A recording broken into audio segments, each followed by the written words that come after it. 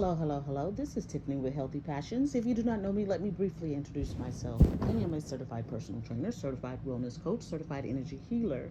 By birth, I'm an oracle prophetess and a natural healer. Today, we're going to add to the playlist of gods of our enemies, and we're going to start with Greek god Eris, or the Greek god hate. All right? In Greek mythology, Eris literally means strife, and Eris is the personification of strife and discord, particularly in war.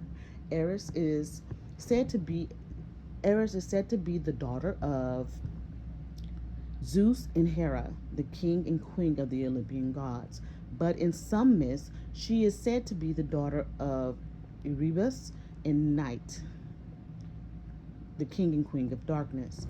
Either way, when Eris gave birth to her son, she named him Strife and took him along with her in her chariot when she and Eris went to war. She was a goddess that existed only to start trouble. Myth on how Eris started the Trojan War. So this is a famous story of how Eris started the Trojan War. Peleus and Thetis, Greek king and sea nymph, were having a high profile wedding. Most of the popular gods were invited except for Eris intentionally. Eris, upset, decided to get revenge by tossing a golden apple into the crowd that said, "For the most beautiful" on it. Naturally, Hera, Aphrodite, and Athena thought the apple should belong to them. They brought Paris, the Greek prince, to be the judge on their beauty. He was bribed by all three goddesses to be awarded the golden apple. Aphrodite tempted Paris with something that he could not turn down, the most beautiful woman ever born. Athena promised him wisdom, and Hera offered him power. Clearly, Aphrodite won, and she gave Paris Helen. Helen was already married to Paris, was already married, and Paris to took Helen, and then they ran away together to the city called Troy to be married. Excuse me, guys. Sorry about that. Helen, Helen's husband, um, Menelaus, vowed to take revenge on the Trojans and gathered 1,000 ships to force the Trojans to give his wife back. This war was called the Trojan Wars, and this war was and this war lasted 10 years and resulted in the city of Troy being burnt to the ground. The only one truly happy a Trojan War existed was Eris. With this golden apple, Eris managed to start decades-long drama. Eris is the personification of strife of war, hunting the battlefield, and delighted in human bloodshed. She is insatiable in her desire for bloodshed, and after the gods have withdrawn from the battle, Eris stays behind, rejoicing over the havoc that has been made. Her family. Um, Supposedly, she's the daughter of night, mother of a variety of beings which are representations of man's misfortune. Eris is known to be the mother of evil spirits which plagued mankind. Eris bore Panos, which is troll, Lith, which is forgetfulness, and Limos, starvation. Aglia pains, full of weeping. The Let me see, how do I say this? Um, Hamisini are fighting.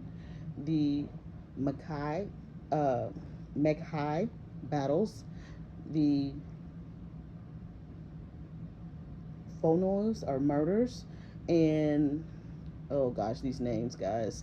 And the Androktakashi, which is manslaughter. The Nikai, which is curls. Pasudiology, I guess, I don't know how to say that, lies. And the Amphiliagy. I don't know how to say that. It's disputes in English. And a son named Strife, from whom she rode with in her chariot to war alongside with Eris.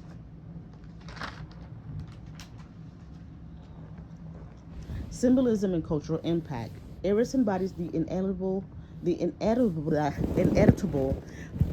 presence of conflict and chaos in human affairs, both in war and everyday disputes. Her myths illustrate how discord can escalate from minor disagreements to catastrophic events.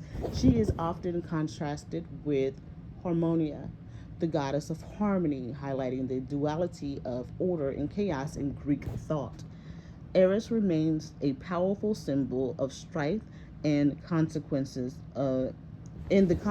of envy and rivalry, influencing literature, art, and modern interpretations of conflict. How is Eris worshipped today? It is she an enemy of our Father Yahuwah? Her presence in modern spirituality is more symbolic, phys- philosophical, and community based. In contemporary practice, Eris is often invoked in discordium, a playful but serious religious movement that emerged in the 1960s. This movement celebrates Eris as the goddess of chaos and creativity, the force that disputes false order to make room for true order. They per, they present Eris as a divine complement to cosmic order, embodying the necessary chaos that drives growth and change. Eris it, Eris has always gained attention in the neo-pagan and feminist spiritual circles, where she is reinterpreted as a figure of empowerment and resistance. She is not worshipped in ancient temples, but rather Eris is worshipped in symbolic invocation, philosophical reflection, and community-based practices. Is Eris an enemy of the Most High Yahuwah and his people? Yes.